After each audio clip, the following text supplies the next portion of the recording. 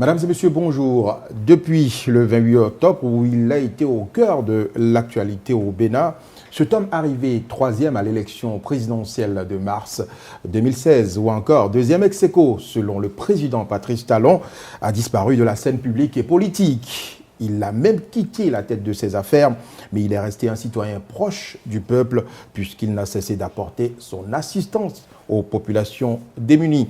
Il est également resté président du Conseil national du patronat béninois pour continuer d'apporter son expertise dans les affaires aux opérateurs économiques. Lui, c'est Sébastien Germain Ajavon et il a décidé ce jour de rompre le silence. Ce sera à travers cette émission spéciale animée pour vous par moi-même, Joël Ahofodi, avec Donkla Mabalo et Nadège Diouan. Sébastien Germain Ajavon, bonjour. Bonjour. Depuis octobre 2016, vous avez disparu de la scène politique et publique au Bénin. Dites-nous, qu'êtes-vous devenu? Merci beaucoup, mesdames et messieurs les journalistes. Je dois juste vous dire que Sébastien Ajavon se porte très bien. Sébastien Ajavon, pendant 6 mois, a fait le ménage dans ses affaires autour de lui. Sébastien Ajavon n'est plus aux affaires, ne dirige plus ses entreprises, puisque Sébastien Ajavon a choisi désormais de devenir un acteur politique. Un acteur politique, ça veut dire que vous serez donc beaucoup plus présent sur la scène politique. Exactement. Monsieur le Président, on le sait aussi, les commentaires sont allés bon train depuis le 28 octobre 2016. Comment vivez-vous ces accusations? Vous savez, ça n'a pas été facile depuis ce temps pour la famille, les proches, les amis, les sympathisants. Je voudrais saisir cette occasion pour remercier les juges qui ont dit le droit pour cette épreuve, pendant cette épreuve. Je voudrais remercier ma famille, les sympathisants et tous ceux qui, de près ou de loin, m'ont apporté leur appui, leur soutien. Je dois dire que ça n'a pas été facile, mais quand on a la foi en son Seigneur, on arrive toujours à transcender les épreuves. Je dois vous dire aussi que c'était une épreuve très dur, mais qui est déjà derrière moi. Et maintenant, il faut passer à d'autres choses. Mais justement, Sébastien Germain Ajavon, on a suivi votre périple au tribunal et juste après le verdict des juges, vous êtes allé à l'église Saint-Michel de Cotonou, vous avez prié Dieu et vous avez pardonné également ceux que vous désignez comme commanditaires de cette affaire-là. Mais curieusement, aujourd'hui, vous revenez au devant de la scène avec une assignation. Est-ce qu'on doit retenir que vous n'avez pas pardonné ceux qui vous auraient fait ce que vous leur reprochez? Je vous remercie. Vous avez quelqu'un qui a la parole. Quand il dit quelque chose, il assume. J'étais allé à l'église parce que je pense que tout ce qui s'était passé le 4 novembre, la nuit du 4 novembre, quand même, c'était Dieu qui était au contrôle. Dieu est passé sur ses juges parce que je savais qu'il y avait beaucoup de pression, mais ils ont pu quand même tenir le coup. Je dois dire que j'ai pardonné. J'ai pardonné réellement le 4 au soir. Mais je n'ai pas oublié. De l'autre côté, j'ai pardonné, mais chaque jour que Dieu faisait, soit c'est une de mes entreprises qui était fermée, soit c'est des correspondances que le gouvernement, que l'État, soit par la HAC, envoie à des prestataires ou des partenaires à l'étranger pour me discréditer. Et chaque jour, il y avait toujours quelque chose qui s'ajoutait. Et il fallait mettre fin à ça. C'est pour ça que j'ai fait ces plaintes-là. Donc vous confirmez que vous êtes plaint au niveau de la Cour africaine des droits de l'homme? Je me suis plaint au niveau de la Cour africaine des droits de l'homme parce que nous avons élu un président de la République qui a prêté serment pour protéger les populations et doit respecter le droit de l'homme dans son pays. Sébastien Javon, si tant est que vous avez confiance à la justice de votre pays, pourquoi est-ce que vous allez si loin? Vous auriez pu simplement saisir encore la justice de votre pays, puisque vous aviez dit tout à l'heure que les juges ont été éclairés. Vous savez, je dois vous dire, monsieur les journalistes, que la compétence béninoise, les juges ont leur compétence, mais il y a aussi la compétence internationale. Je ne suis pas seulement allé à l'international, j'ai fait une plainte contre Inks pour brise de scellé qui se trouve au niveau du tribunal de première instance de Cotonou, dont je ne pourrai pas parler aujourd'hui parce que c'est une plainte qui est déjà déposée pour qu'on puisse retrouver celui qui est allé ouvrir le conteneur dans le dos de tout le monde et celui, de facto, celui qui a mis la soi-disant cocaïne pure dans les affaires de la société commune. Et puisque ce n'étaient pas des conteneurs qui étaient destinés à Sébastien Javon, c'était des conteneurs qui étaient destinés à la société commune. Mais vous demandez 250 milliards de francs CFA, M. Sébastien Javon. Vous savez très bien que nous sommes dans une situation économique très difficile et que l'État, même s'il était condamné, ne pouvait pas payer 250 milliards. Certains Béninois pensent qu'un patriote ne peut vraiment pas demander ce genre de choses. Vraiment, cette histoire revient. C'était avec le président Yahi. Je disais à l'époque, quand le président Talon avait eu des difficultés et il y avait des procès, je disais, écoutez, si on pouvait commencer par faire payer par leurs propres deniers ceux qui commettent ces actes-là, je pense qu'on n'aurait plus des débordements de ce genre. Moi, je dois vous dire ceci. Vous savez qu'à cause de cette histoire de drogue, j'ai des contrats qui ont été résiliés, des contrats sur lesquels j'allais gagner 250 milliards en 5 ans. Je dois vous dire au passage qu'il faudrait que les gens comprennent qui est Sébastien Javon et quels sont les groupes qu'il représente. Je vous dis seulement au Bénin, sur les 10 dernières années, nous avons payé plus de 250 milliards à l'État. Je défie quiconque qui ait payé le 5e. Il n'y en a pas. Donc à partir de ce moment, Sébastien Javon n'est pas un homme ordinaire. Si le 2e ne fait que le 5e de ce que vous faites, je pense que c'est quelqu'un qu'on doit normalement dorloter, chouchouter. Mais il se fait que, à cause peut-être de la jalousie, de la haine des Béninois, on arrive à tomber dans ces travers orchestrés, puisque jusqu'à présent, ceux qui ont mis la drogue dans les conteneurs ne sont pas connus. Vous parlez de 250 milliards. Ce n'est pas pour que Sébastien Javon s'enrichisse, puisque vous savez bien que Sébastien Javon s'est partagé. S'il n'en a pas, il ne partagerait pas. Dieu a fait ses œuvres. C'est peut-être un moyen pour permettre à Sébastien Javon, encore une fois, de s'occuper des plus démunis. Donc si l'État vous paye 250 milliards, vous allez prendre? Vous confirmez l'information déjà? Mais je confirme l'information, mais 250 milliards par rapport à ce que cette histoire est en train de créer sur la vie personnelle et économique, entrepreneuriale de Sébastien Javon, 1000 milliards ne feraient même pas l'affaire. Vous êtes fâché, monsieur le président du patronat? Pas du tout, je ne suis pas fâché, mais je suis en train juste d'attirer l'attention des autorités, en savoir l'Assemblée nationale, qui normalement devait ramener les gouvernants, même le chef de l'État, à la raison. Parce que quand vous savez que vous êtes en train d'enfreindre la réglementation, vous savez que les conséquences devraient arriver. Je vous dis, ils sont allés jusqu'à envoyer des courriers, des correspondances à des partenaires à l'étranger pour qu'on puisse cesser de travailler avec le groupe de Sébastien Javon. Et ça, comment on appelle ça? Le président de la République a prêté serment.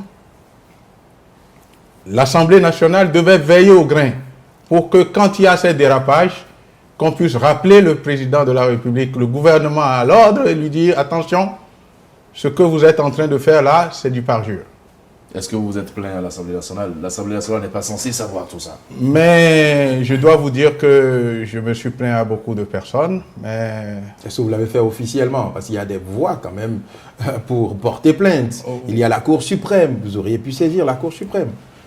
Oui, toutes ces procédures sont pendantes. Mais la procédure concernant les droits de l'homme ne peut se faire ici, sauf à la Cour constitutionnelle. Or, la Cour constitutionnelle, vous savez comment ça délibère. Il a méconnu les tests. Oui. Et ça s'arrête là. Donc vous pensez que c'est parce qu'il n'y a pas eu une sanction, il n'y a pas eu un moyen de pression que les institutions béninoises pourraient mettre sur l'exécutif? C'est cela qui vous pousse à aller vers l'extérieur. Est-ce que vous pensez que la Cour africaine, après sa décision, pourra mettre un moyen de pression sur le gouvernement béninois? Je dois vous dire seulement qu'au niveau de la Cour constitutionnelle, je ne peux pas faire une plainte avec constitution de partie civile. À savoir que demander des dommages et intérêts. Je ne pouvais pas le faire.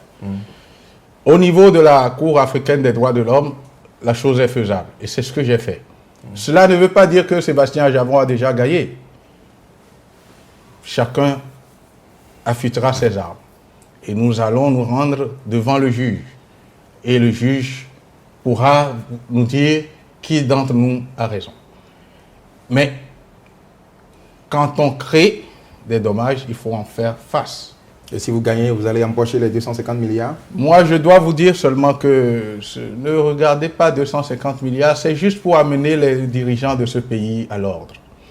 Et les 250 milliards, vous verrez, si j'étais amené à prendre 250 milliards, vous verrez que la vie de la population ne serait plus la même. Monsieur le Président, franchement, vous pensez que cette plainte, c'est pour laver votre honneur ou c'est pour récupérer les fonds en réalité? C'est les deux.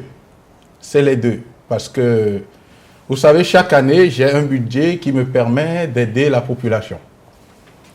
On veut m'empêcher de continuer d'aider la population.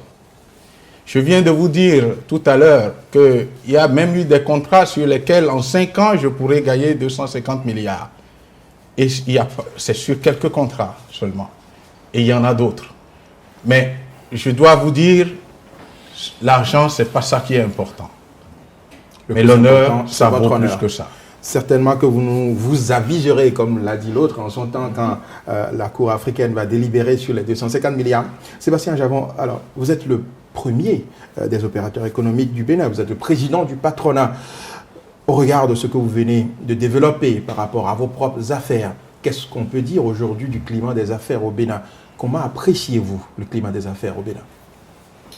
Ah, ça, c'est une très bonne question parce que, vous savez, je suis président du patronat. De toute façon, si j'étais un opérateur économique étranger ou pas, je réfléchirais par plusieurs avant d'arriver au Bénin. Puisque je suis le président du patronat, mais ça ne les a pas empêchés de mettre de la drogue dans mes affaires que je me retrouve gardé à vue pendant 7 jours. Vous êtes en train d'accuser, monsieur le président du patronat. Mais j'affirme, puisque malgré tout, le tribunal a dit le droit et a dit que c'était une relaxe au bénéfice du doute. Et ça, je ne l'ai pas apprécié non plus. Je ne me suis jamais approché de la cargaison. Aucun de mes employés ne s'est approché de la cargaison. Où se trouve le doute? Puisque de quoi il s'agit? Ceux qui ont chargé, ce n'est pas la société commune, c'est une société qui s'appelle BRF, Brazil Food. Et moi, la société commune n'a même pas acheté chez Brazil Food. La société commune a acheté via une autre société. Donc nous n'avons aucun contact direct avec la société Brazil Food. Mais le droit maritime est clair, hein? On ne peut rien inventer. À aucun moment, aucun agent de la société commune ne s'est approché de cette cargaison. À aucun moment. Ça a été dit au tribunal, ça a été redit par MSC, ça a été redit par la Cognier, ça a été redit par tout le monde. Mais où se trouve le doute? On sent que cette affaire vous tient à cœur, monsieur le président, mais nous allons avancer dans nos échanges. Joël parlait il y a un instant du climat des affaires. Le climat des affaires, c'est vrai que si Joël, si vous permettez. Oui. Mais il se fait que, curieusement, les Béninois pensent que vous êtes retiré de vos affaires, mais vous continuez à être président du patronat. Est-ce que, quelque part, il n'y a pas un petit problème? Oui, c'est vrai, les Béninois m'ont vu me retirer de mes affaires. Je dois vous dire seulement que je suis directeur général ou président de plusieurs entreprises. Je suis encore et demeure encore président de quelques entreprises. Donc à ce titre, je peux toujours être le président du patronat. Et j'ai été élu au moment où j'étais président de plusieurs entreprises. Et je suis encore président de quelques entreprises. Donc à partir de ce moment, le problème ne se pose pas du tout. Alors, comment le président de quelques entreprises encore apprécie le climat des affaires au Bénin aujourd'hui? Je reviens à ma question. Je voulais en arriver pour dire, j'aurais réfléchi plusieurs fois avant d'arriver dans un pays où on peut formater ou inventer, aller mettre de la drogue dans les affaires des autres et sans être puni. Vous savez, aujourd'hui, les chefs d'entreprise qui font de l'importation ont tous peur. Ils se disent, est-ce qu'on ne va pas découvrir de la drogue dans nos conteneurs? C'est réel. Et vous allez constater même que les importations ont quand même diminué. Surtout dans la période où il y a eu l'événement, les gens avaient eu vraiment peur. Il y a des gens jusqu'à présent qui sont obligés d'importer sur d'autres noms, au risque de voir leur conteneur ouvert et qu'on introduise quelque chose là-dedans. Ça, c'est pour les importations. Mais sachez que notre pays a un budget essentiellement fiscal. Contrairement à ce qu'on peut vous dire, c'est l'importation qui fait vivre notre pays. À la date où nous vous parlons, c'est encore l'importation. Sans l'importation, il n'y aurait pas de salaire. Il n'y aurait pas de gabégie dans les dépenses que le gouvernement est en train de faire. Il n'y aura pas de ressources. Et donc, c'est l'importation qui est la base de notre développement d'aujourd'hui. Et je vous dis, je doute fort que des entreprises qui n'aient pas de relation avec le cercle du président de la République puissent importer aussi facilement. Puissent venir s'installer au Bénin. Oui, mais est-ce que ça veut dire, Monsieur le Président, que le PVI qui vient d'être relancé, est-ce que ça veut dire que ce programme de vérification aura beaucoup de difficultés à prospérer? Voilà encore une connerie. Le programme... Pourquoi vous appelez ça connerie? Oui, le programme de vérification de l'importation dont on parle. Pourquoi ce n'est pas en Europe?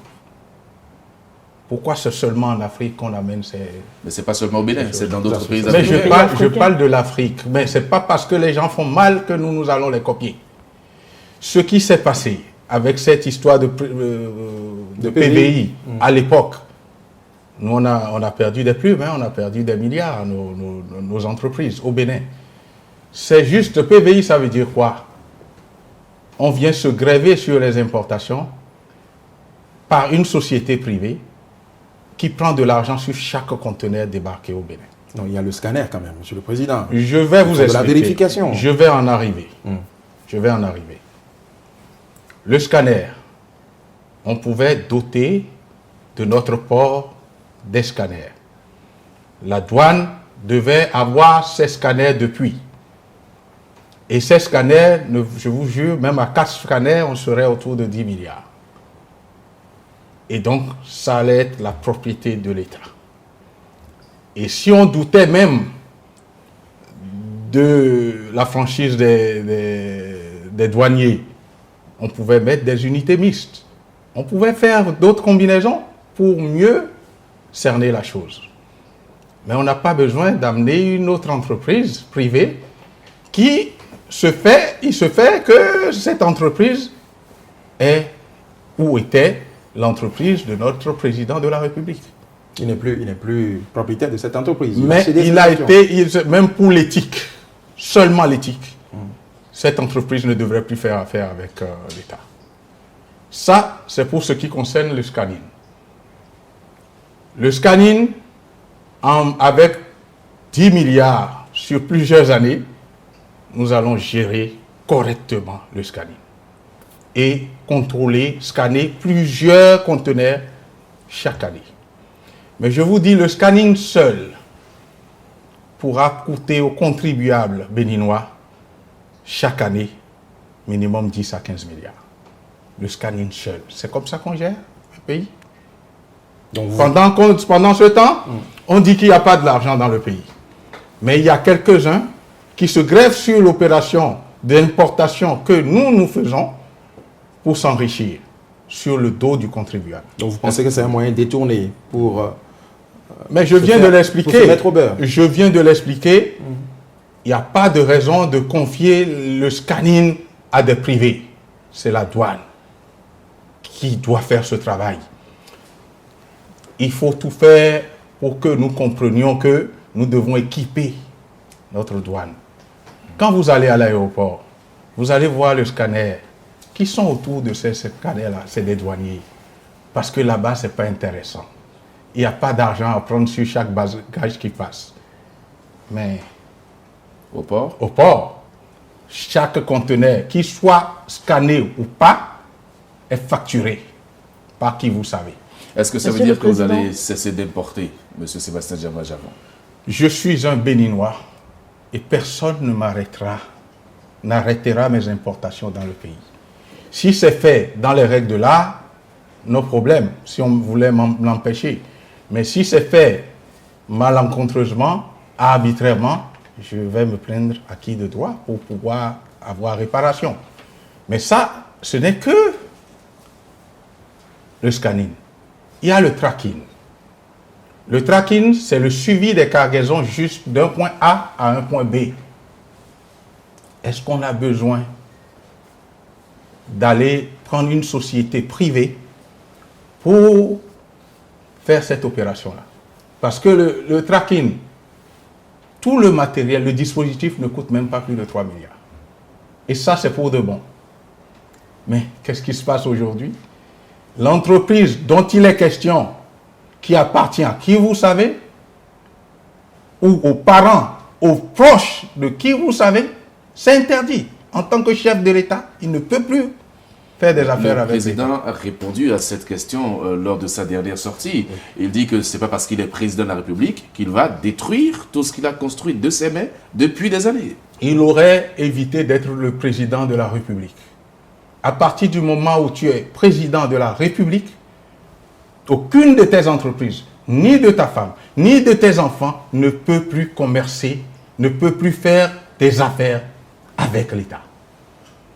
Ça, c'est même pas possible. Je dois vous dire, pour un investissement de 3 milliards pour le tracking,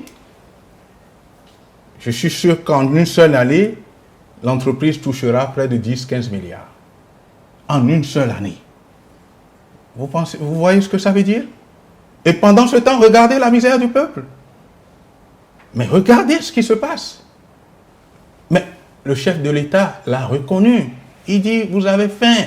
Mais comment un chef, un père de famille, peut reconnaître que ses enfants ont faim et ne pas trouver une solution? Oui, il y a la solution. Mais le PVI a été revu justement, parce que c'est pas comme ça se faisait il y a des années en arrière. Ça a été revu, c'est ce que le président a déclaré. Mais je dois juste vous dire que le PVI a été revu. Mais qui c'est qui en est le bénéficiaire effectif? Qui c'est qui, derrière, prend de l'argent sur chaque conteneur? Est-ce qu'on peut me dire que la société Béné-Contrôle ne prend pas de l'argent sur chaque conteneur? Je défie quiconque qui puisse me le dire. La seule différence aujourd'hui, c'est qu'ils ont compris qu'il fallait associer les douaniers pour le contrôle. Nous voulons le contrôle. Sans contrôle, on ne peut pas améliorer les ressources. Mais c'est un contrôle qui est mal fait. Je dois vous dire, avant même que le PVI ne se remette en selle, là, vous savez que nous sommes dans l'importation, par exemple, de la volaille, du poisson, de l'huile, j'en passe. On était à 100 francs la valeur consensuelle. Aujourd'hui, nous sommes à 250 francs la valeur consensuelle. Ça veut dire que les produits seront plus chers? Mais il y va de soi, puisque c'est 60 et quelques % que nous payons sur cette valeur-là. Donc on est passé de 1 à 2 fois et demi. Est-ce qu'on veut affamer davantage la population? Oui, mais en tant que président du patronat, vous devez pouvoir être consulté sur ce genre d'action. C'est-à-dire qu'aujourd'hui, le pont est totalement rompu entre le patronat et le gouvernement au point de ne même pas discuter sur des questions essentielles qui engagent les affaires. Vraiment, c'est une très bonne chose. Avant même que le budget n'aille à l'Assemblée, le budget 2017 n'aille à l'Assemblée, on a eu une concertation avec le ministère des Finances qui s'est déplacé avec les cadres et on leur a dit, écoutez, vous ne touchez pas à ça, ça. Ils ont dit oui, mais après ils sont allés, ils ont tout changé. Et ce que nous constatons aujourd'hui, on fait le contraire de ce que l'on doit faire pour que le peuple puisse respirer et manger. Aujourd'hui, on fait 4 avant de faire 1. Vous savez, au temps du président Yahi, il faisait 2 avant de faire 1. Mais aujourd'hui, on fait 4 avant de faire 1. Mais ce n'est pas possible. Quand vous prenez la volaille, idem. On avait l'habitude de payer 7 millions ou 6 millions et quelques. Aujourd'hui, on paye 8 millions. C'est normal pour des marchandises qui ne sont pas consommées au Bénin. En fait, 90% de nos importations sont destinées à la population nigériane. Normalement, ça devrait être en transit. Ça ne devrait rien payer. Mais nous sommes voisins du Nigeria. Nous devons en profiter. Et c'est pour cette raison que depuis, avec les gouvernements successifs, nous nous sommes entendus pour aider notre pays. Et c'est ce qui fait que nous payons des droits de douane. Comment est-ce qu'on peut payer si tant d'argent? Monsieur le Président, à vous entendre parler, on a l'impression que le partenariat public-privé ne marche pas. Et pourtant, beaucoup de tests ont été pris. Des lois ont été votées, même si la Cour constitutionnelle est revenue sur cette loi. Quand même, vous êtes le président du patronat. Qu'est-ce qui se fait concrètement dans ce domaine-là? Ou bien vous avez complètement rompu le pont avec le gouvernement? Je dois juste vous dire que j'ai rompu, je me suis mis à l'écart parce qu'ils ont voulu me mettre à l'écart aussi. Je m'y plais bien, mais je suis toujours là pour apporter les conseils. Je ne suis pas le gars qui critique sans apporter les conseils, sans apporter les solutions. Le partenariat public-privé, c'est d'abord l'environnement qu'il faut gérer. Si vous faites peur aux investisseurs, je ne vois pas comment vous pouvez réaliser réellement le partenariat public-privé. Je viens de vous dire que nous avions eu à discuter et nous avons constaté que nos discussions, ils nous ont donné même l'accord avant d'aller à l'Assemblée, mais ils ont changé les tests. Que ça ne soit pas passé au niveau de la Cour avant d'être exécuté, c'est juste des grés. Le partenariat public, c'est pour accentuer les grés à gré. Moi, je ne suis pas contre le partenariat public-privé, puisque mon projet de société en tant que candidat à l'époque, c'était basé sur le partenariat public-privé, mais de bonne qualité. Donc, tel que ça se fait aujourd'hui, ce n'est pas de bonne qualité? Je vous dis, ce qui se passe aujourd'hui, je prie le Seigneur que l'on puisse faire même l'énergie et qu'on ne soit pas en mesure de le consommer parce que ce serait trop cher. Si sur chaque affaire, une affaire qui doit coûter 100 milliards coûte 150 milliards, ce que nous pouvons expertiser un jour. Hein. Qu'est-ce que vous voulez dire concrètement par là? Il faudrait que l'on comprenne que si un jour on demandait à expertiser le travail et qu'on voit qu'il y a eu de la surfacturation, que les gens puissent en répondre. Parce qu'on ne peut pas continuer de tromper le peuple comme ça, d'assécher le pays. Partenariat public-privé, c'est la meilleure des choses. Mais il faudrait que ça se fasse dans de bonnes conditions. Ce qui n'est pas le cas. Monsieur le Président du patronat, vous l'avez dit, le climat des affaires se dégrade de plus en plus au Bénin. Mais vous nous avez vendu l'homme Patrice Talon, aujourd'hui président de la République. Est-ce que vous pensez franchement qu'il y a espoir pour le peuple béninois? Il reste 4 ans encore pour le président de la République. je me sens un peu responsable. Hein. C'est la première fois que je me sens responsable de l'avènement d'un chef d'État. Je dois avouer que pendant tout le temps, pour le président Yahya Boni, je n'ai jamais été avec lui pour l'amener. Mais aujourd'hui, je me sens un peu coupable. Mais on était aux élections. La Cour a proclamé ce qu'elle a proclamé. J'étais 3e ou 2e ex-aequo. Je n'ai pas contesté parce qu'on s'est dit, écoutez, ce n'est pas la peine de contester parce qu'il y avait des éléments pour contester. Mais ce n'était pas nécessaire. Et on a dit, entre les deux, il fallait choisir un. Et comme l'autre était quand même un chef d'entreprise, même si c'était un chef d'entreprise qui évolue dans le secteur des marchés, des décrets, des arrêtés, il n'en demeure moins qu'il soit un chef d'entreprise. Alors, malgré toutes les pressions, nous avions décidé en notre âme et confiance de lui apporter notre soutien. Ce qui fut fait. Mais je vous dis, je ne vais pas trop épiloguer là-dessus. Aucun de ces engagements n'a été respecté. Mais il a été dit que même sans vous, il aurait été président de la République. Votre soutien n'a pas été vraiment déterminant dans le choix du peuple béninois. Il ne serait pas venu réclamer, demander et même... Il ne serait pas venu me voir pour mon soutien. S'il était sûr que même si j'ai eu 23% ou 22%, hein, et il a eu 1% de plus que moi. Et donc, regardez le résultat au second tour. Vous allez comprendre que si j'allais de l'autre côté, lui n'aurait jamais été président. Le bilan économique. Mais Dieu a voulu qu'il soit président de la République. Je ne reviens pas là-dessus. Le bilan économique actuel vous fait regretter votre choix? Vraiment, je viens de le dire tout à l'heure. Je suis un peu déçu. Je suis très déçu. C'est très tôt. Il y a juste un an. Il reste 4 ans. Je dois vous dire que normalement, après un an de gouvernance, si le peuple, au temps du président Yahya Boni, mangeait 1 fois et demie, aujourd'hui, le peuple mange 1 fois. C'est très grave. C'est très grave. C'est très grave. Je ne peux concevoir que moi, je sois au pouvoir et que je ne puisse pas faire mieux que le président Yahya Boni. Tout au moins, la première année, nous aurions eu un peuple qui se dise, au moins nous mangeons à notre faim. Et il ne faut pas faire de grosses... C'est pas de grands efforts. C'est juste de réduire les droits et taxes à l'entrée.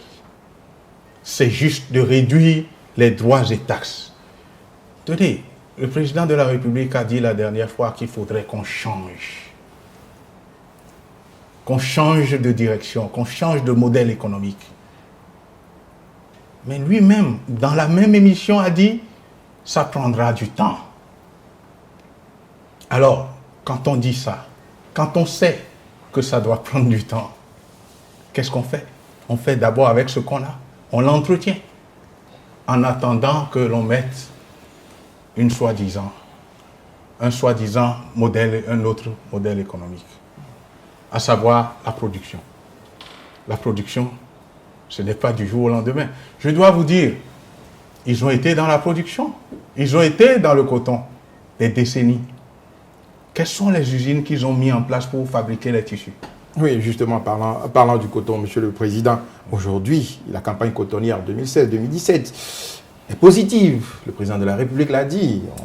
On n'est pas loin des 400 000 tonnes, je pense bien. Donc là, 400 000 tonnes. Il y a quand même On va du même bon. dépasser les 400 000 tonnes. Il y a du bon, il y a de l'espoir.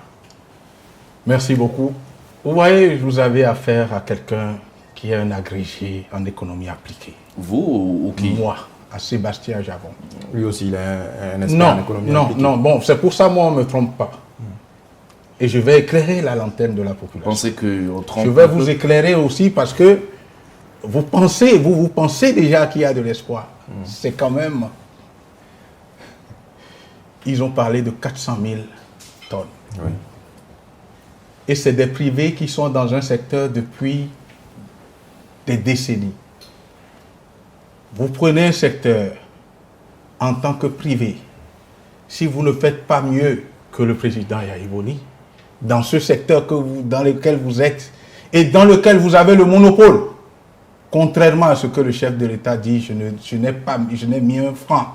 C'est lui et moi qui avions discuté de ça. Pour dire, vous ne devez plus mettre de l'argent dans le coton. Permettez à quiconque qui veut importer les intrants de le faire librement. Comme nous avons plus de 50 entreprises qui opèrent dans notre secteur d'activité. Ça veut dire quoi? Il n'y a pas de décret, il n'y a pas d'arrêté. Pour dire, c'est toi seul qui vas importer. Il n'y en a pas. Je ne vois pas quel est leur mérite. Si on avait permis aux chefs d'entreprise d'importer librement leurs intrants agricoles sur lesquels il n'y a pas de droit de douane, il n'y a pas de droit payé. Ça rentre sans payer les droits. Donc, qu'on dise aujourd'hui qu'il y a 400 000 tonnes, qu'est-ce que ces 400 000 tonnes rapportent réellement à l'État? Ça vient relancer l'économie. C'est J'en l'emploi viens. qui a été créé. J'en viens. Je dis qu'on cesse de dire on n'a pas mis un franc. Puisque on ne paye pas les droits et taxes à l'entrée. Ce n'est pas ici qu'on fabrique les intrants. Ceux qui parlent, les champions de la production. Le chef de l'État a voulu dire qu'on ne subventionne plus le coton. Mais ce sont toujours eux qui avaient bénéficié de la subvention à l'époque. Moi, je ne suis pas dans leurs histoires. Hein. Moi, je n'ai jamais fait de marché d'État. Je n'ai jamais fait d'intrants. Hein. Mais ce que je dis, il dit on ne subventionne plus. Mais il ne laisse pas la possibilité aux autres importateurs de faire ce travail-là. Parce que c'est du business, c'est de l'import. Mais qu'on permette à tout le monde d'importer comme ça, on aura des intrants moins chers pour les paysans. Parce qu'il y aura la compétition. Pourquoi ne veulent-ils pas ouvrir la compétition? Pourquoi l'État doit fixer le prix du coton? Quel est le rôle de l'État? Vous dites, il vient de dire qu'il n'a plus mis un franc. Quel est son rôle pour continuer d'actionner dans cette filière? Faire les arrêtés et donner le marché à ses copains. Mais l'année prochaine, il y aura peut-être du mieux. Mais je dis, je ne suis pas celui qui a l'habitude de faire seulement des critiques. J'apporte des solutions. Alors, quelles solutions vous apportez dans le cas précis du Dans le cas du coton, il faut permettre à tout le monde, aux usines. Mais si j'ai une usine, j'ai besoin de matières premières, je dois aller négocier avec les paysans directement. Je ne passe pas par le chef de l'État pour aller négocier avec les paysans. C'est le cas maintenant? Mais l'usine de Malance à Niki, si on ne lui permet pas de travailler, il fera comment? Tel que ça se passe aujourd'hui. Mais qu'on permette aux paysans de dire, moi je veux vendre mon coton à tel prix, et qu'ils le vendent même avant de produire. Il y a cette possibilité-là. C'est comme ça qu'on gère une filière. Ce qui se fait là, ce n'est pas gérer une filière, c'est se faire de l'argent sur le dos du paysan et sur le dos du contribuable, puisque ça ne paye pas de droits de douane avant, les intrants ne payent pas de droits. Les pesticides, les engrais, tout ça, ça ne paye pas de droits. Alors, on vous parle de 400 000 tonnes et qui ne rapporte rien à l'État, qui fragilise nos terres. Et on ne va pas jusqu'au bout de la chaîne. On ne produit pas le textile. Nous avons le coton et nous l'envoyons brut comme ça. Et pourtant, le modèle économique eux, ils avaient déjà le coton, ils avaient le monopole. Ils pouvaient mettre des usines pour fabriquer le textile. Monsieur Sébastien Javon, dites-nous, que gagne concrètement aujourd'hui le Bénin à continuer par faire le coton? Le Bénin, premièrement, gagne du fait que les gens trouvent du travail. Ça, c'est pas rien. Il faut pas négliger. C'est très important. Le second point, c'est que le Bénin engrange des devises. Ça, c'est pas rien non plus. C'est très important. À part ça, ce n'est pas le Bénin qui gagne, c'est plutôt les gens que vous savez. Qui continue par gagner. Monsieur Sébastien Javon, nous allons rester toujours dans le domaine commercial. Tout à l'heure, vous l'aviez dit, vos importations vont à hauteur de 90% vers le Nigeria. Mais aujourd'hui, on sait que le Nigeria traverse une crise qui agit d'une manière ou d'une autre sur l'économie béninoise. Quelles sont les solutions que vous proposez justement pour pouvoir aider les opérateurs économiques béninois? Merci. Vous voyez, vous avez dit quelles sont les solutions que vous préconisez, vous proposez. Ça veut dire que M. Javon n'est pas quelqu'un qui critique tout le temps, mais qui apporte des solutions. Je l'ai dit tout à l'heure. Il faut tout de suite baisser les droits et taxes. La monnaie nigériane est en train de se renforcer déjà. Si le gouvernement lui-même porte un coup fatal à la consommation au Nigeria via le Bénin, nous n'aurons aucun résultat. Nous aurons toujours des problèmes dans notre trésorerie et dans nos recettes. Je vous dis, nous avons une fiscalité de porte. Nous n'avons pas une fiscalité intérieure. Ça veut dire que c'est l'importation et la réexportation. Si nous ne permettons pas à celui qui vient acheter notre produit d'avoir la capacité, le pouvoir d'achat pour y arriver et que l'État se permette de gonfler, d'augmenter les droits et taxes, ce serait la chute qui va continuer. Je peux vous dire, cette année est déjà finie.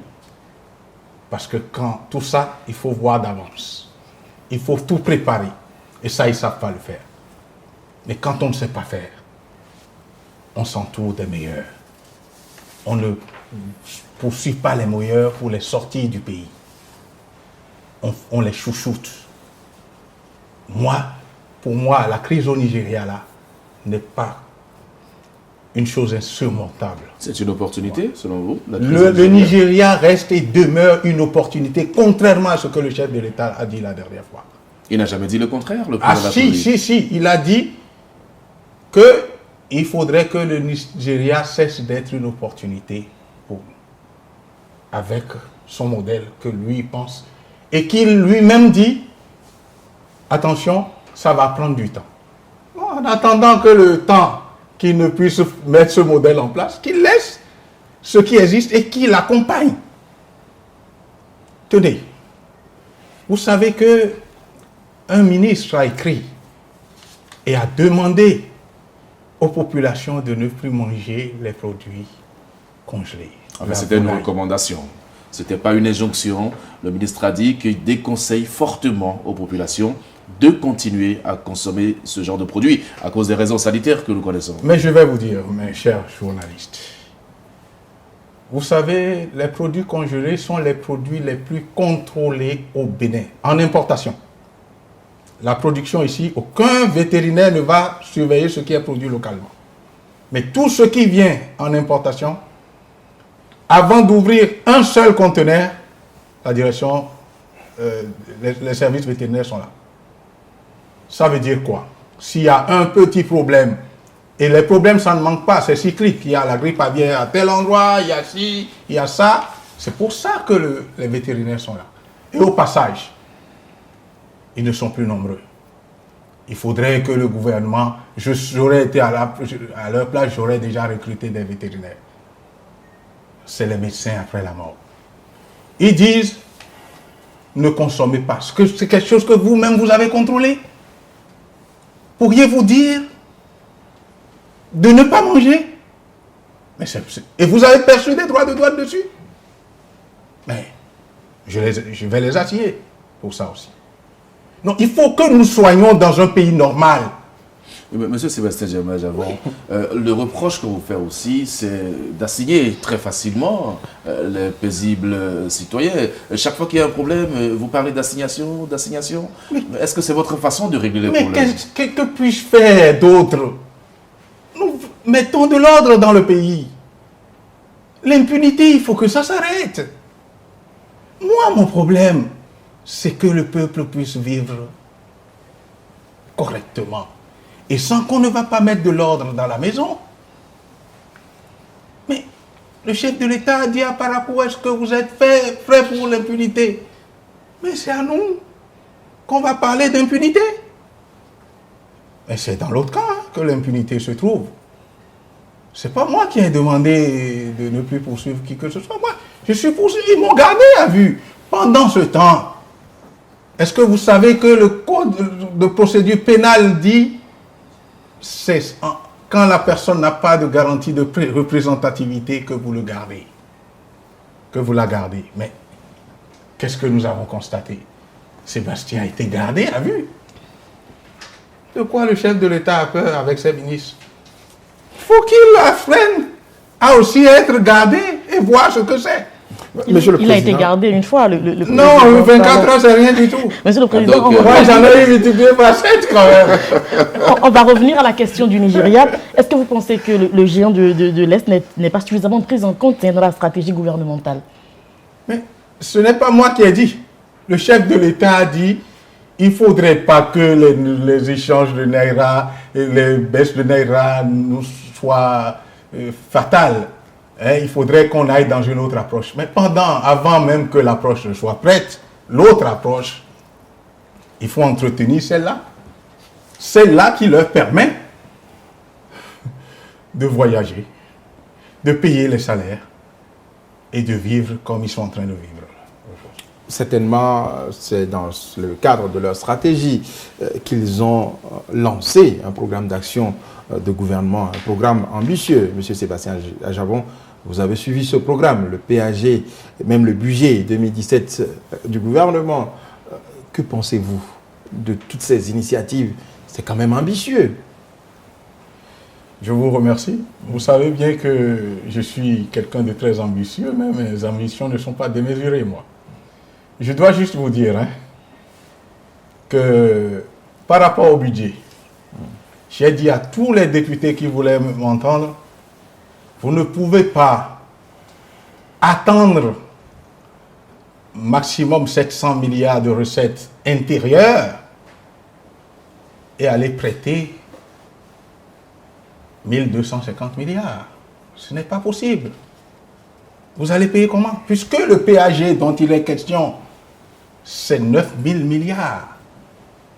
Ça veut dire qu'il faut être à 1800 milliards de budget chaque année pour arriver là.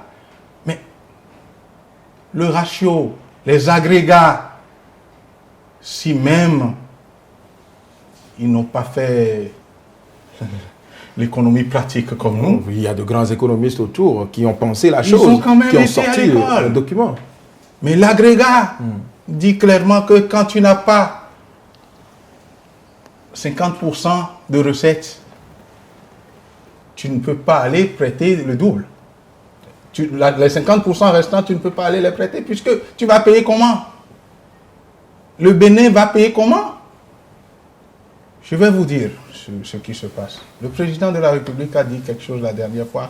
Vous avez vu, même vous-même, vous y avez contribué. On a fait un emprunt obligataire de 150 milliards, on a dépassé. Nous allons y revenir, oui. Bon, d'accord. Mais je dois vous dire seulement que, vous savez, ce qu'il ne vous a pas dit, le chef de l'État, c'est que dans cet emprunt obligataire, la Caisse nationale de sécurité sociale seule, à elle seule, a donné 40 milliards. Est-ce que c'est interdit? J'en viens, j'arrive.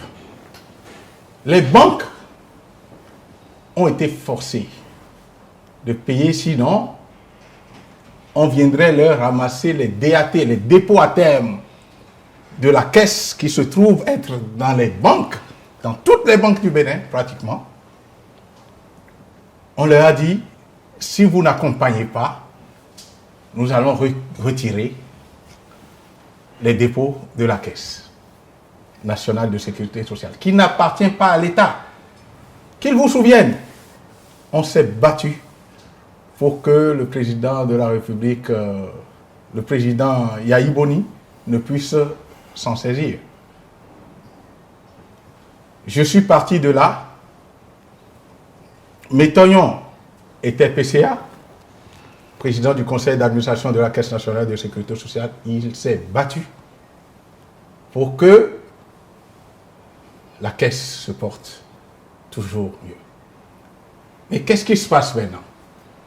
C'est le tour du patronat. Et j'ai envoyé mon premier vice-président qui est proche du groupe Talon. Et qu'est-ce qu'on veut faire? On veut prendre l'argent de la Caisse nationale de sécurité sociale pour prêter à l'État ou prêter aux entreprises en griffe du secteur privé, mais cautionné par la Caisse. Vous portez des accusations non, très graves, monsieur le président je du ne porte patronat. pas du tout d'accusations. Est-ce que la responsabilité du patronat n'est pas engagée? Parce que c'est quand même un représentant du patronat qui est président du conseil d'administration de la Caisse. C'est pour cette raison que je suis en train de décliner ma responsabilité et la responsabilité du patronat. Je dis, nous, en notre temps, nous n'avions fait aucun dépôt à terme qui n'ait dépassé 4 ans. À 4 ans, c'est déjà un dépôt à terme à long terme. Et ça vous permet de voir arriver, quand il y aura un problème avec cette banque-là, vous puissiez retirer un maximum de ce que vous avez mis en dépôt. Mais vous savez ce qu'ils sont en train de proposer?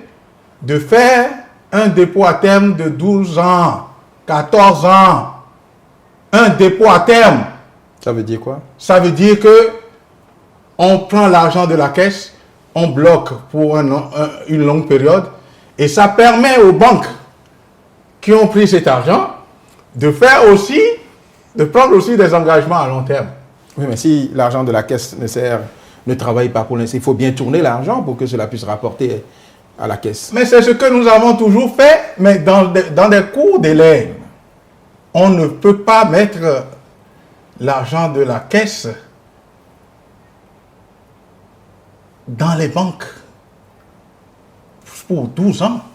Monsieur Sébastien Javon, est-ce que la CNSS couvre vraiment des risques en plaçant pour 12 ans? Où est le problème? Je dois juste vous dire que la CNSS court des risques très importants en plaçant pour 12 ans, parce que si on place pour 12 ans et que les banques arrivaient à perdre leur chiffre d'affaires et autres, ou à disparaître, c'est la Caisse qui perdra toute sa mise. Et donc, c'est pour cela que nous avions l'habitude de ne pas dépasser 4 années.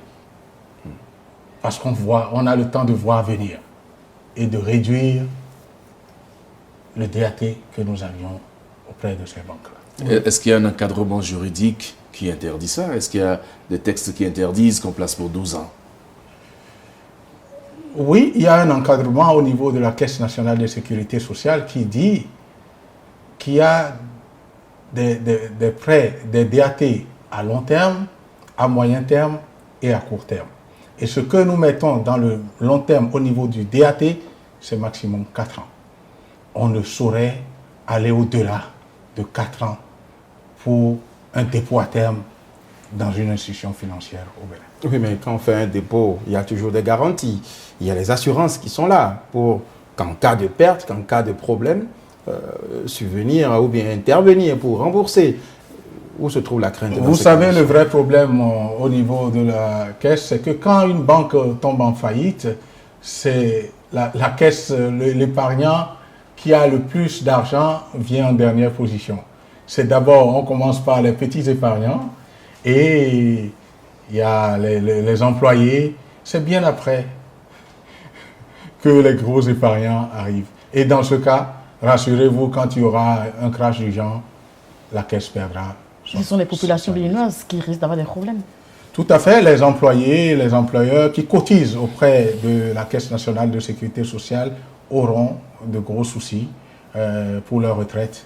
Et ça, travailler des années et se retrouver dans une situation de mauvaise gestion et qui entraîne l'arrêt de votre paiement de pension, c'est dramatique pour nous tous. Monsieur Sébastien Ajavon, le gouvernement, dans le cadre du PAG2, du PAG du moins, est certainement en train de chercher les moyens pour financer les nombreux projets. Alors, entre autres projets, on a parlé également de l'embellissement des villes, ce qui a été fait un peu partout. Vous avez suivi dans Cotonou, il y a eu l'opération de déguerpissement. Non, plutôt la libération des espaces publics. Bon, d'accord. À chacun son expression. Monsieur le Président, vous qui êtes très proche des populations, que pensez-vous de cette opération? Vous-même, vous voyez combien de termes on cherche à trouver pour nuancer ou pour améliorer un peu le désordre qui a été fait. J'appelle ça désordre. La ville est plus belle, la ville de Cotonou est plus dégagée. C'est plus aéré, on circule plus librement. Oh, et ça? Il n'y a plus d'embouteillage. Ah, là, vraiment. Bon, je dois vous dire quelque chose. C'est une opération de casse. Moi, je l'appelle, ils ont cassé les gens. Le chef de l'État a dit, oui, nous avons un projet de construire les marchés. Mais il nous faut les études.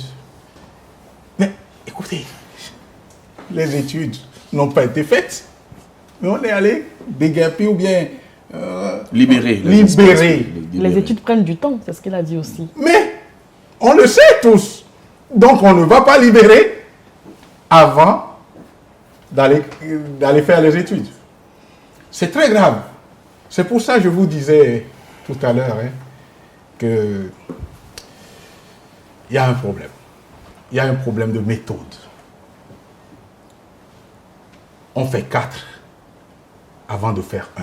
Oui, mais est-ce que vous saviez, M. Sébastien Germain-Javon, que les populations étaient anarchiquement installées? C'était pas beau dans la ville de Cotonou. Il y avait des ventes à la sauvette, il y avait l'insécurité galopante et tout ça. On a besoin, même si on n'est pas riche, on peut être propre. Et le président l'a dit clairement.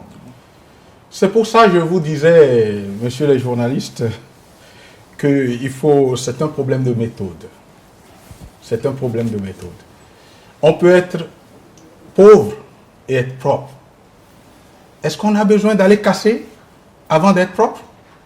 Est-ce qu'on n'aurait pas dû dire, dans tel axe, dans 2 ans, quand on aurait bien fait les études, on voudrait que tout soit fait de cette façon-là, que les boutiques soient de telle couleur, de tel encadrement. C'est de ça qu'il s'agit. Mais avant ça, il faut casser, Monsieur le Président. Non. Parce qu'il faut casser avant de construire. Mais il faut d'abord faire les études. Ce n'est pas moi qui l'ai dit. Quand on casse, il faut aller mettre les gens quelque part. Les études ne sont pas faites. Et on va casser. Est-ce que vous n'avez pas vu que le chef de l'État est venu dire que les études prennent du temps? Et pendant ce temps, ils ont cassé, ils ont tout cassé. Vous savez l'économie? Vous savez quelle implication les casses là ont pu avoir? Justement, on en parle. Oui, quelles sont les implications? Mais les business, les dames, les bonnes dames qui sont là, qui nourrissent. Moi, je connais des dames, j'étais tout petit. La dame, elle vendait de la cassa et du poisson avec du piment. Ses enfants sont sortis, sont allés à l'université. C'est avec ça que ça a été géré. Et c'est des business de proximité. On ne veut pas acheter à Kassa maintenant et on doit aller à 10 km ou à 5 km pour aller acheter la Kassa. Ce n'est pas possible. Mais même si on devait en arriver là, il lui fallut construire d'abord l'endroit avant de dire, maintenant vous avez un endroit, vous déguerpissez ou vous libérez la voie. Mais on ne fait pas le contraire. Mais j'ai pas compris ça. C'est pas possible. C'est pas possible.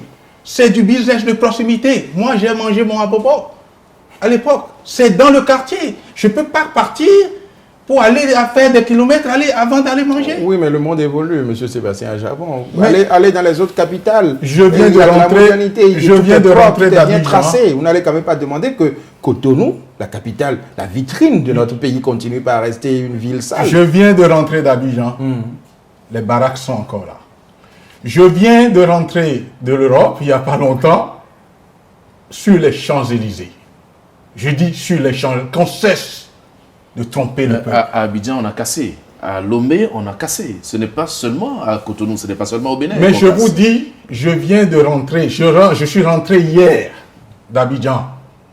J'ai vu des baraques, des boutiques qui étaient dans l'emprise de la voie. Mais bien aligné. Mais pourquoi ne pouvons pas nous demander à ceux-là de bien aligner, de mieux faire les choses? Je dis sur les Champs-Élysées, là. Les Champs-Élysées, vous savez ce que c'est que les Champs-Élysées pour la France? Bien sûr. Nous mangeons parfois sur le trottoir. Et c'est géré avec la mairie. Qu'on cesse de mentir au peuple. Heureusement que nous nous sortons. Je dis, à la date où je vous parle, à l'instant là même où je vous parle, il y a des boutiques qui sont là, où les gens préfèrent rester dehors que d'aller rester à l'intérieur du restaurant. Allez voir Agendas. Allez voir l'Entrecôte. Je n'invente rien. Mais tout est une question de méthode. Monsieur le Président du patronat, si vous permettez, le mal est déjà fait au Bénin. Est-ce que vous pensez qu'on pourrait mener des actions pour limiter les dégâts sur le plan économique? Le seul conseil que je donnerai, en attendant que vous ne soyez prêts, réintégrer les gens. Mais où tout est cassé déjà? Vous voulez qu'on les réintègre? Mais les gens auraient même préféré qu'on puisse les réintégrer pour qu'ils continuent de faire leur business. En attendant que vous ne puissiez construire.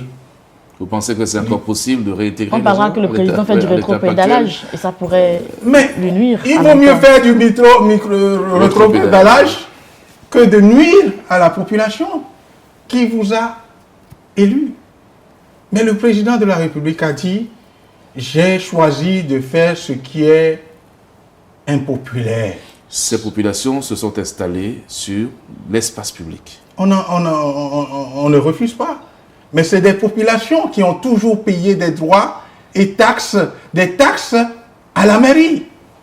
Mais si vous voulez arrêter, mais trouvez-leur un autre endroit. Mais c'est ce que la preuve, le président de la République a reconnu. Je veux maintenant construire. Encore que les marchés secondaires dont on parle, c'est pas au président c'est pas au gouvernement de construire, c'est la mairie. C'est la mairie. Alors, construisez d'abord ces abris.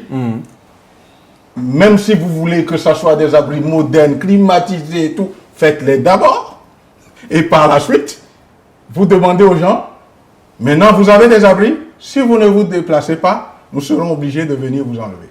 Nous allons évoluer dans cet entretien qui est censé durer normalement 90 minutes. On vient de faire 60 minutes. Nous allons évoluer sur des questions politiques maintenant. Aujourd'hui, on a l'impression que la vie politique tourne au ralenti au Bénin. Monsieur Sébastien Javon, dites-nous, comment appréciez-vous aujourd'hui les relations entre le président de la République et la classe politique? Merci beaucoup.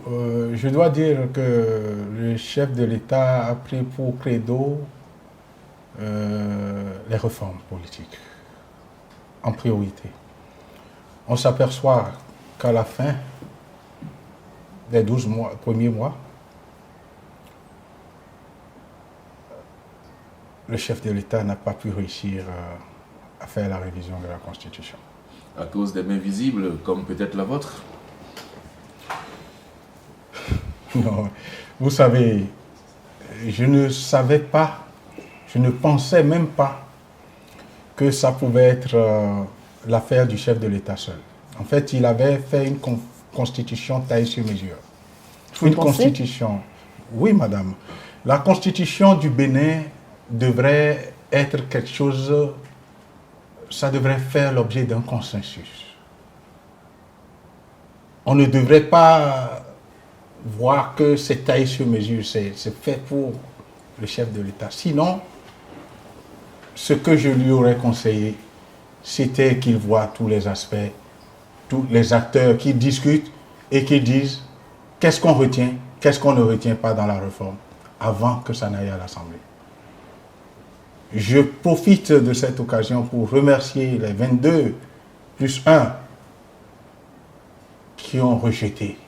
Pourquoi vous les remerciez, M. Sébastien? Je les remercie tout simplement parce qu'ils ont eu la clairvoyance de savoir que c'était un marché de dupes.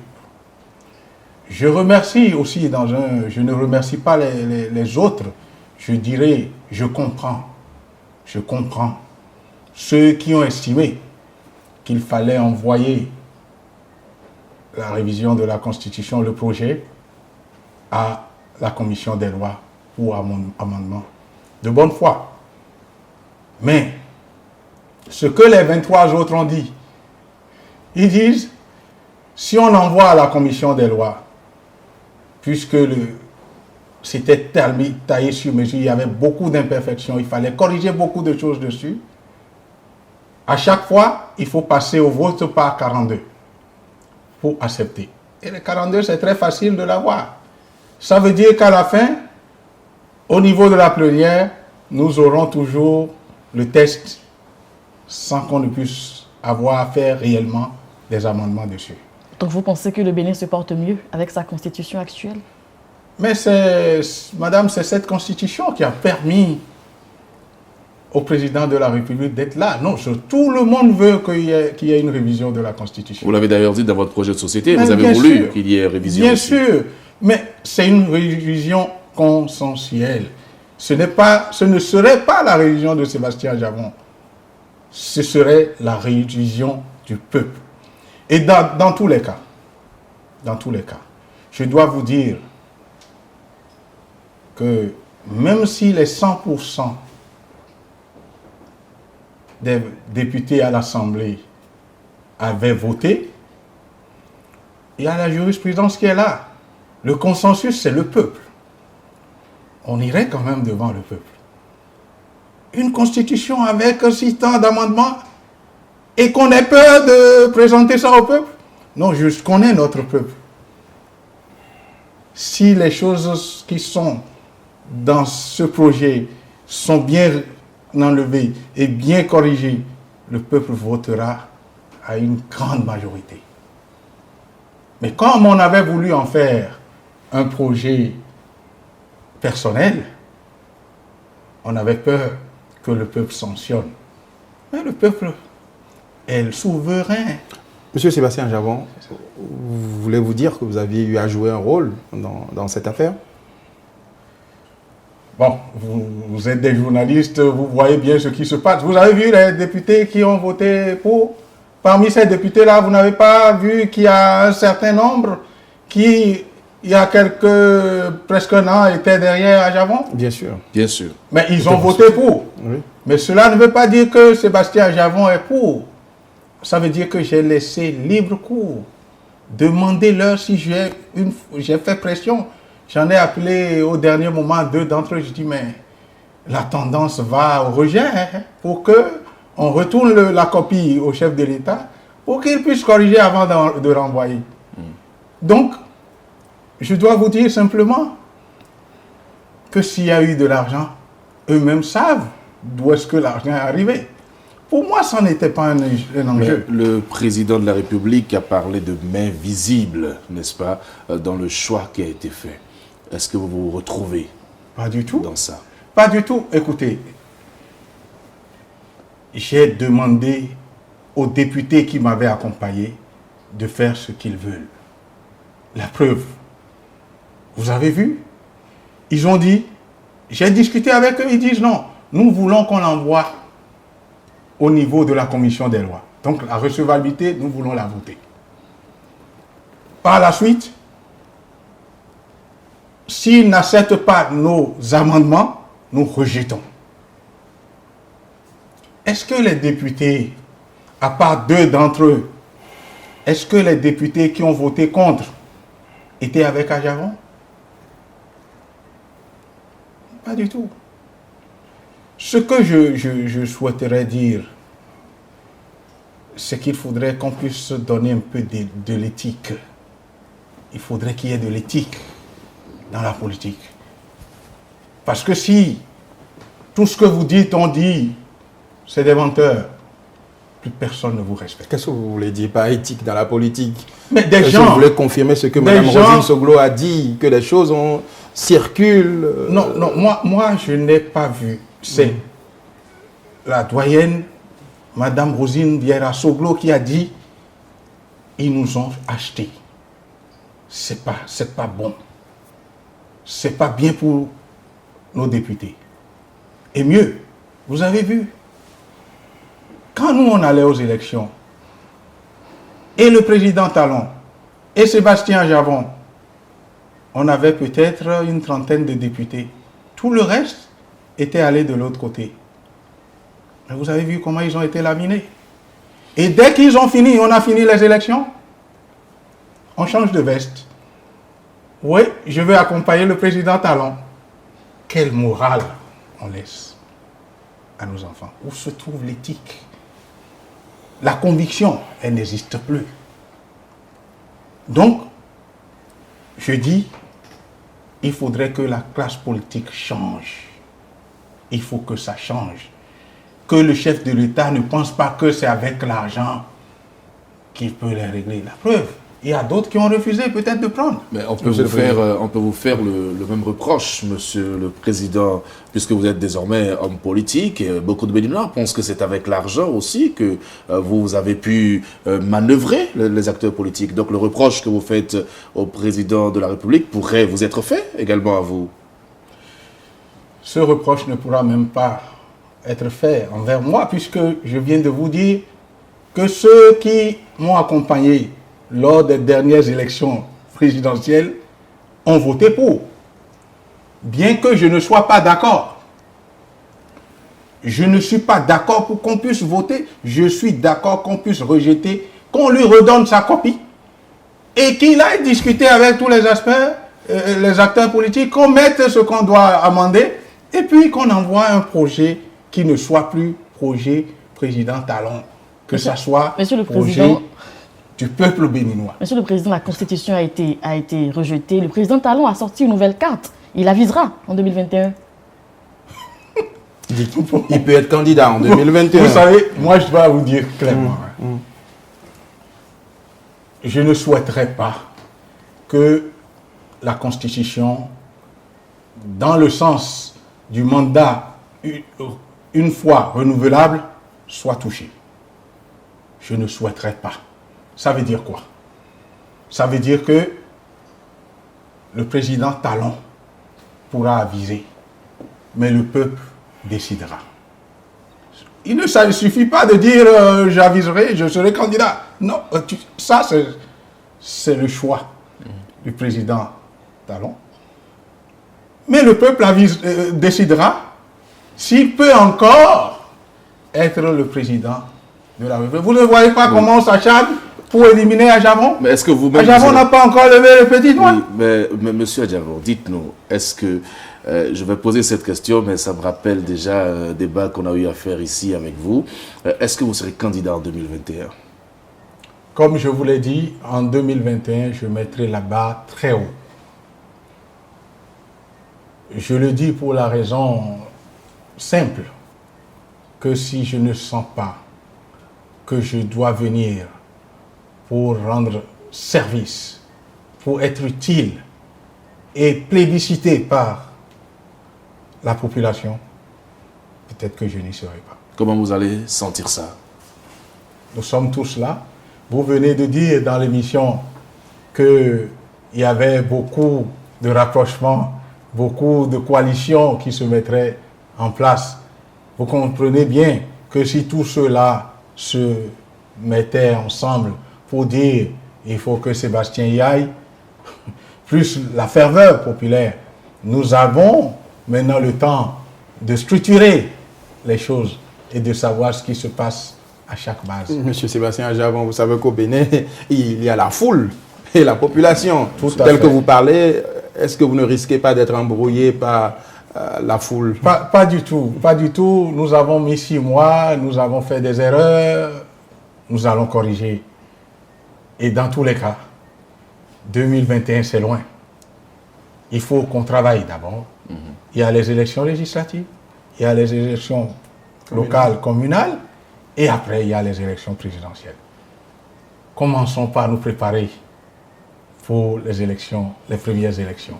Est-ce que la gestion Talon n'est pas un handicap pour vous? Parce que M. Patrice Talon est opérateur économique, vous êtes opérateur économique. S'il échoue, on dira que les opérateurs économiques ont échoué et que même cela pourrait vous créer des problèmes dans votre volonté d'accéder à la magistrature suprême. Aucunement, aucunement pas. Je dois vous dire, il y a plusieurs catégories d'opérateurs économiques. Je viens de vous dire que je n'ai jamais reçu un marché d'État. Je n'ai jamais fait un marché d'État. Ce n'est pas parce qu'on ne me propose pas. Mais je me suis dit, je ne veux pas m'essouiller les mains. L'opérateur économique que je suis est un pur privé et un social.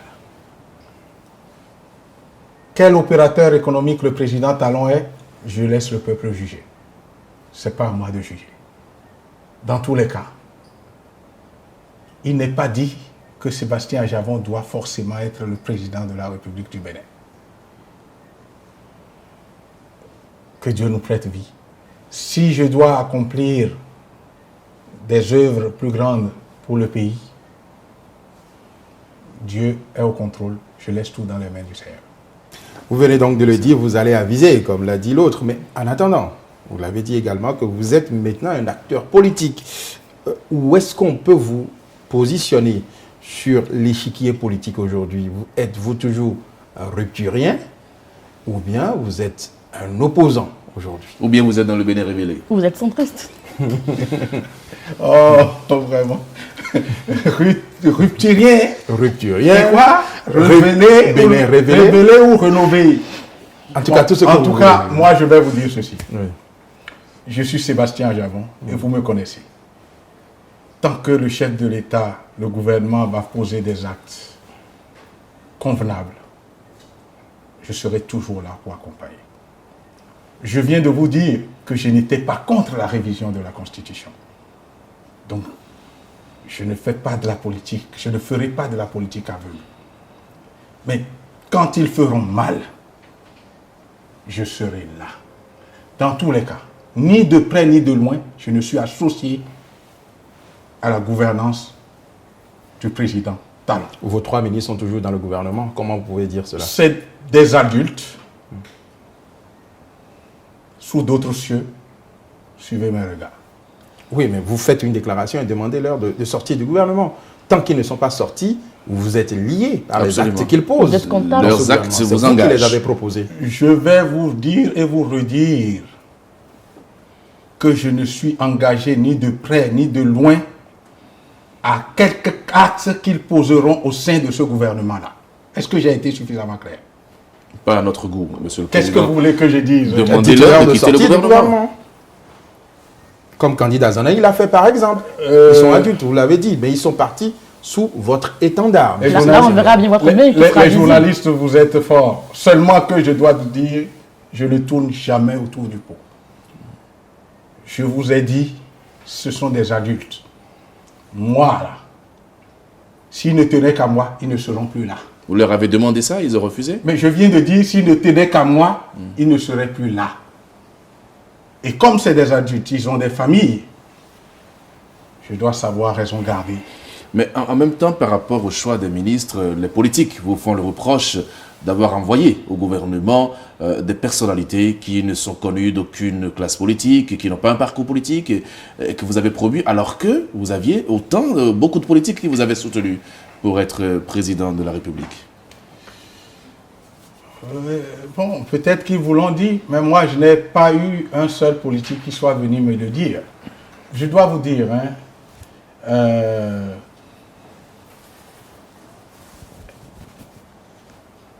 il y a 3 ministres sur 6 qui devraient être donnés.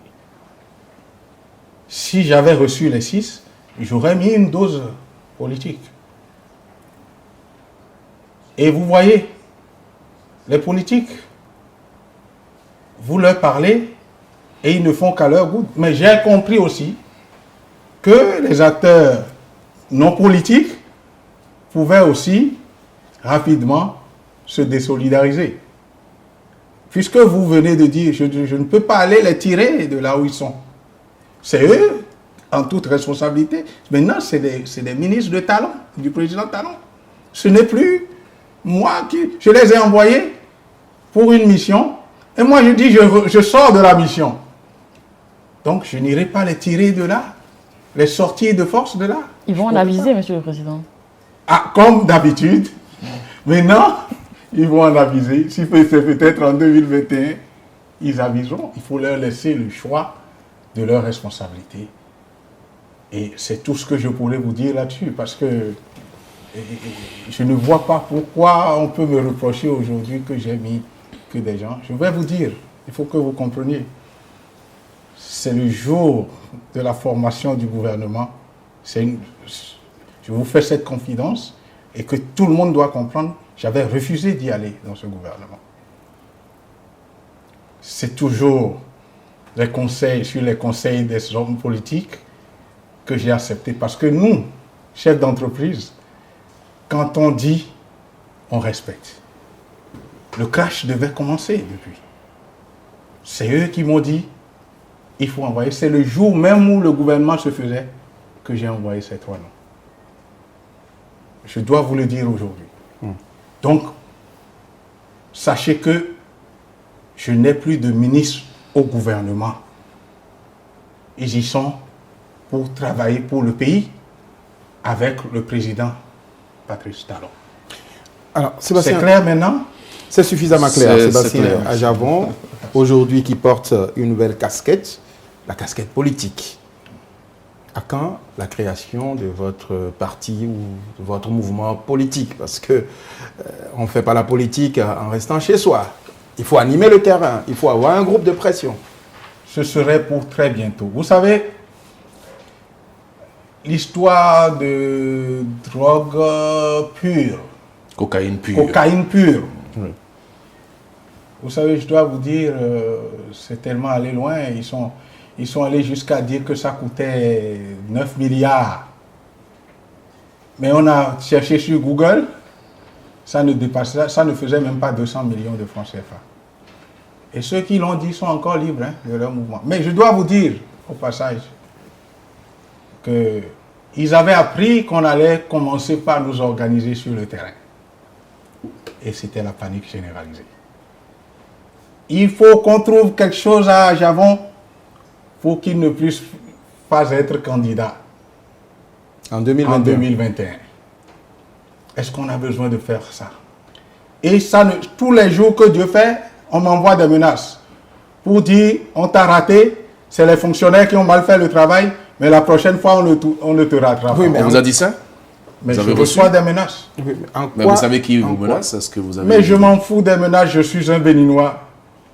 Je suis né un jour.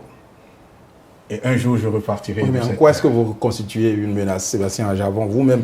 Mais en votre aucun âme- d'eux ne fait le en votre poids. âme et Aucun conscience. d'eux ne fait le poids. Le poids financier? Non, non, ou- c'est pas le poids financier. Quand vous Candidat en voyez même, 2021. quand vous voyez même Ajavon Sébastien, vous avez vu ce qu'il a fait en peu de temps de Oui, sa mais vie. laissez les Béninois vous apprécier. Ce n'est pas à vous de Mais vous apprécier. non, je ne m'apprécie même pas. Vous savez, les Béninois comprendront qui est Sébastien Ajavon. Mais il fallait laisser le président Patrice Talon. Il faut que tous les Béninois sachent ce qu'il est. Monsieur le Président, on vous dit également proche de Kwame Kouché, l'ancien ministre du président Bouniaï. Oui, mais proche de qui? C'est un jeune brillant. Monsieur Komi, c'est un jeune brillant. Et à plusieurs fois, on a eu à faire des discussions ensemble. Je dois vous dire que le seul qui a pu me convaincre pour que je ne puisse pas réclamer des dommages et intérêts au régime du président Yahi, c'est lui. C'est pour cela que vous allez faire bientôt l'alliance au niveau de votre parti politique, ou bien ce n'est pas encore programmé? Mais on n'a même pas encore commencé la discussion, mais je serai preneur. De toute façon, il faudrait que je puisse parler avec la jeunesse. Aujourd'hui, je veux parler avec la jeunesse. C'est la jeunesse. Vous voulez être le candidat de la jeunesse en 2021. Mais ils se sont trompés sur moi. Les gens ont dit, il est égoïste. Je vais vous dire quelque chose. C'est quelqu'un qui est venu me voir pour dire, j'ai pris un étudiant. Il a dit, oui, à Javon, il est bon, il est bien. Et le égoïste dit, il est égoïste. Et toi, tu es égoïste. Pourquoi tu as dit qu'il est égoïste? Il dit, mais, et non, il dit. Des fois, votre posture également laisse penser cela. Vous voyez, Oui. pourtant ce n'est pas vrai.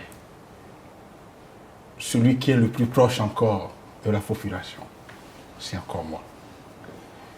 Dans tous les cas, je ne suis pas assoiffé de pourquoi. Mais si Dieu décidait que je puisse apporter mon savoir-faire à cette nation, qui suis-je pour dire non? D'autres alliances sont également annoncées. On parle entre autres de votre contact avec le maire de Cotonou. Certains disent que l'ex-ministre de la Défense, démissionnaire également, est attendu à votre niveau. Le président Yahi Boni aussi. Le président Boni. Il y a beaucoup de choses qui se disent. Tout ça là pour Sébastien Javon seul? Certainement qu'il est Ça là. veut dire que c'est fini, le match est joué. Ça veut dire que si j'ai tous ces gens qui hier étaient contre moi, aujourd'hui décidaient de m'apporter leur soutien, vous comprenez qu'il n'y a plus match. Donc, on n'en est même pas encore là. Laissons le temps au temps. Mais travaillons. Travaillons parce que je dois vous dire, malgré que j'ai pris la décision d'aller aux élections présidentielles 6 mois avant, j'ai tout prévu jusqu'à la fin de la première année. J'ai tout prévu. Vous, président, quel aurait été le bilan en un an? Moi, président, j'aurais construit des milliers de classes la première année. La première année. Parce qu'on en a fortement besoin. J'aurais donné de l'eau potable en un an à plusieurs endroits. Pas à tout le Bénin, mais à plusieurs endroits. J'aurais immédiatement baissé les droits et taxes. Immédiatement. Cela ne fera pas que je perdrai des recettes. Bien au contraire, nous savons le faire. Je dois avoir au moins les IRM, les scanners, le plateau technique sur la santé, je l'aurais amélioré. Tout au moins, pour ne citer que cela. Et sur le plan de l'énergie? Je vais vous dire, pour l'énergie, il ne faut pas faire de la démagogie. J'aurais fait les mêmes choses que le président de la République a fait, mais à moins de coût. Je n'aurais pas loué au prix où ils ont loué. Et on n'aurait pas eu, on aurait un meilleur suivi puisque je suis dedans. On n'aurait pas continué d'avoir le délestage. On aurait eu quelques petites coupures. Il n'y a plus de délestage, ils l'ont dit. C'est pas vrai. Il y a que quelques petites coupures. C'est pas vrai. Quand il y a une panne pendant 6 heures, c'est pas de coupure ça. Ça, c'est du délestage. S'ils appellent ça coupure, moi, il n'y aurait plus ces coupures-là. C'est le savoir-faire. C'est du savoir-faire. Et rien de profond, rien de bon ne peut se faire sans l'énergie. Et mieux, j'aurais déjà lancé activement les 4G au Bénin. Avant la fin de l'année 2016. Sur le plan de l'Internet. Sur le plan de l'Internet. Le nombre d'emplois que ça allait créer. Mais quand vous n'êtes pas préparé pour, il faut chercher les gens pour vous aider. Alors justement, si demain le président Patrice Talon vous tendait la main à nouveau, vous demandez à vous, Sébastien Germain Javon, de venir à nouveau l'aider, à construire le Bénin? Quelle sera votre réponse? Mais je suis déjà en train d'aider le président de la République en payant mes impôts et les droits de taxes. Malgré tous les problèmes, nous sommes toujours les premiers contributeurs de l'État. Ce que nous avons payé, c'est au moins 3 fois ce que le deuxième a payé. Au moins. Malgré les histoires de drogue, malgré les retraits de licence et tout, nous continuons d'être le premier contributeur. Et je dois vous dire au passage, nous n'avons pas encore renvoyé un seul employé. Malgré toutes les tracasseries. Mais accompagner le président Patrice Talon dans le gouvernement, ce n'est pas Javon-Sébastien. Par des conseils pour construire notre pays? Ce n'est pas moi qui ai été élu. Et je dois vous dire quelque chose aujourd'hui que vous devez savoir. Je suis allé voir le président de la République. Je lui ai dit, mais écoute, qu'est-ce qui se passe? Pourquoi vous pouvez interdire aux étudiants de faire des mouvements? Qu'est-ce que vous avez répondu? Mais je ne pourrais pas tout vous dire, mais c'est 2 semaines après que j'ai eu l'affaire de drogue. 3 semaines après. Vous faites un rapport avec ça? Mais parce que je lui ai dit, ce n'est pas possible. Comment est-ce qu'un président de la République peut interdire le droit de réunion, le droit de se mettre d'association, ce qui existait, et qu'il a abondamment profité. Sur ce plan-là, justement, vous pensez qu'on avance ou on recule? Mais on recule, c'est un recul sur les libertés. C'est un grand recul. Même, je suis allé plus loin, même si les jeunes ont eu à faire des actes répréhensibles, il faut juste mettre la sécurité là. Mais c'est encore là où vous pouvez les contrôler, c'est encore au campus. Mais si vous leur permettez de rentrer dans la rue pour aller faire les réunions ailleurs, vous ne contrôlerez plus rien. Mais le président de la République vous reprocherait aussi d'avoir des médias un peu trop critiques vis-à-vis de lui. C'est vrai? Ah, ces médias qui l'ont aidé à devenir le président de la République. Ce n'est pas le rôle des médias, vous le savez très bien. Les médias ne sont pas là pour aider quelqu'un à devenir président. Les Mais je dois vous dire, à partir du moment où vous permettez à tout le monde d'intervenir, de sortir leur programme, de dire ce qu'ils pensent, c'est de l'aide que vous apportez. Puisque chez Soleil, personne ne prend de l'argent pour recevoir un politique. Pour recevoir qui que ce soit. Et je vous dis, j'ai compté même le nombre de fois pendant la période électorale où ils ont reçu les gens du président Talon. Il a profité de Soleil FM plus que le candidat à Javon que j'étais. Donc vous voulez dire que la liberté de presse et d'expression est menacée aujourd'hui? Laissez le peuple vous juger, chers journalistes. La vérité finira toujours par triompher. Faites vos sondages. Vous allez constater que vous êtes en train de faire du bon métier. Soleil FM est en train de faire un bon métier. D'autres sont en train de faire du bon métier. Mais je vous dis, Sika n'est pas une chaîne béninoise. J'ai voulu juste faire un contrat avec Idéal Production pour que l'emploi que Sika doit générer puisse venir au Bénin. Mais ils sont en train de le casser. Ils ont utilisé Idéal Production, qui est en contrat exclusif avec Sika. Voyez combien de fois ces chaînes-là les ont aidés. Sans un franc. Parce que nous, on ne peut pas nous acheter. Demandez-leur combien on nous a proposé. Et pourtant, nous avions dit non. Nous avions pris des engagements. Nous les honorons. Monsieur Sébastien Javon, alors, au regard du bilan que vous venez de présenter et avec le rejet du projet de révision de la Constitution, est-ce que vous n'avez pas peur que les choses soient encore plus dures dans les jours à venir? Maintenant, le président Patrice Talon a le pouvoir, la possibilité d'avoir sa cour constitutionnelle, d'avoir son Assemblée nationale, d'avoir sa HAC dans les jours à venir. Comment est-ce que vous voyez l'avenir politique du Bénin? Vous savez, c'est des choses qui ne me font pas peur.